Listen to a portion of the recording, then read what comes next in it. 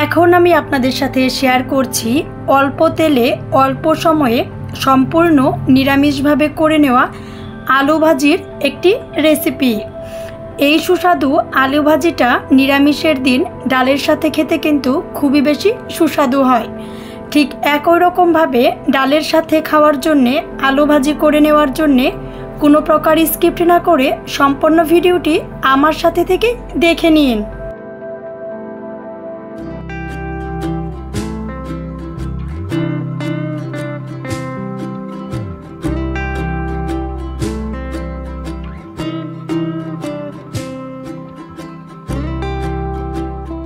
সম্পূর্ণ নিরামিষভাবে আলু ভাজির এই রেসিপিটা করে নেওয়ার জন্যে আলুগুলো আমি ঠিক এরকমভাবে কেটে নিয়েছি। এগুলো কিন্তু খুব বেশি পাতলা করেও কাটিনি, আবার একদম খুব বেশি মোটা করেও কেটে নিইনি। আলুগুলো দেখেই কিন্তু বোঝা যাচ্ছে এগুলো আমি ঠিক এরকমভাবে কেটে নিয়েছিলাম। কেটে নেওয়া আলুগুলো একটি বাটিতে নিয়ে খুব ভালো করে ধুয়ে নিচ্ছি।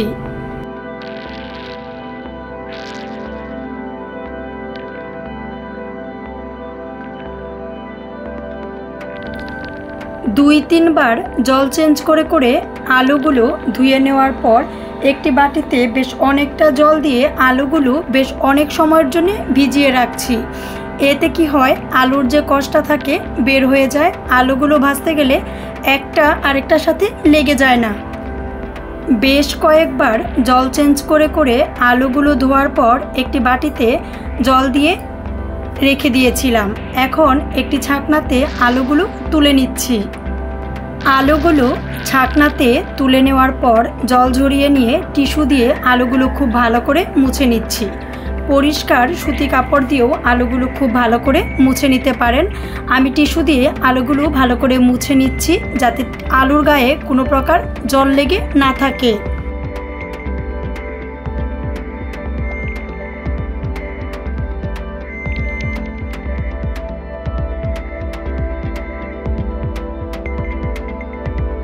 আলু ভাজির এই রেসিপিটা করে নেওয়ার জন্যে একটি ফ্রাই প্যানে দিয়ে দিচ্ছি সরিষার তেল।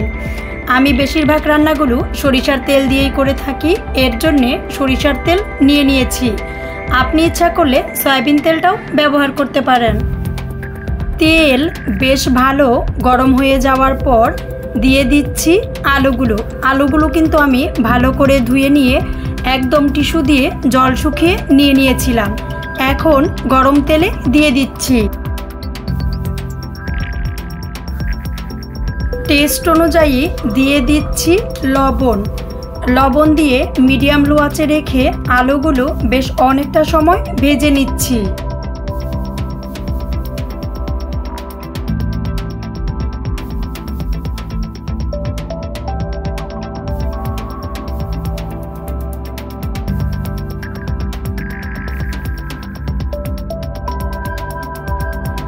মিডিয়াম লো আঁচে রেখে আলুগুলো কিন্তু ভেজে নিচ্ছি। চুলার আঁচ খুব বেশি বাড়ানো যাবে না, না হলে কিন্তু পুড়ে যেতে পারে। কিছু টাইম পর পর উল্টিয়ে দিয়ে আলুগুলো আমরা খুব ভালো করে ভেজে নিব।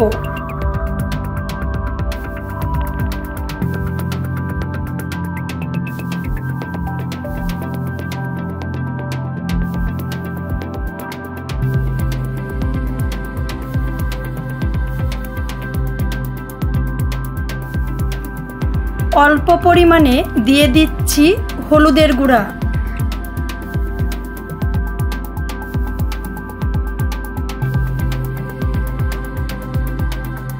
কুচি করে কাঁচামরিচ কেটে রেখেছিলাম দিয়ে দিচ্ছি।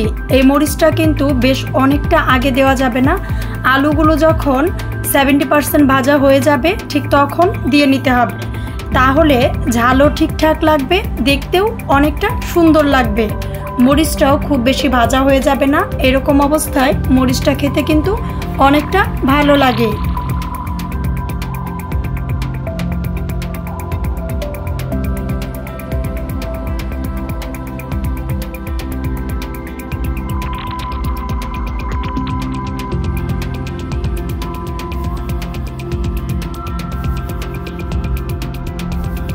মিডিয়াম লো আঁচে রেখে অনবরত নেড়ে নেড়ে আলুগুলো ভেজে নিচ্ছি।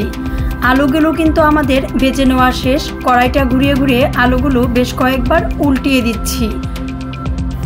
ঘি দিয়ে গরম ভাত মাখিয়ে নিয়ে এই আলুটা দিয়ে খেতে কিন্তু খুবই বেশি সুস্বাদু হয়। ডাল ভাতের সাথেও এই আলু ভাজিটা খেতে খুব বেশি ভালো লাগে। ঠিক একই রকমভাবে আলু ভাজি করে খেয়ে দেখবেন। আর আপনার করা আলু ভাজিটা কেমন হয়েছিল অবশ্যই কমেন্টস করে জানিয়ে দিবেন। ভিন্ন ভিন্ন ধরনের সুস্বাদু সুস্বাদু নিরামিষ রেসিপি, একাদশীর রেসিপি, জন্মাষ্টমী, রাধা অষ্টমী থেকে শুরু করে অন্নকূটের ভিন্ন ভিন্ন প্রসাদের রেসিপি, সাথে বিভিন্ন রকম নিরামিষ কেকের রেসিপিগুলো পাওয়ার জন্যে অবশ্যই আমাদের চ্যানেলের সাথেই থাকবেন।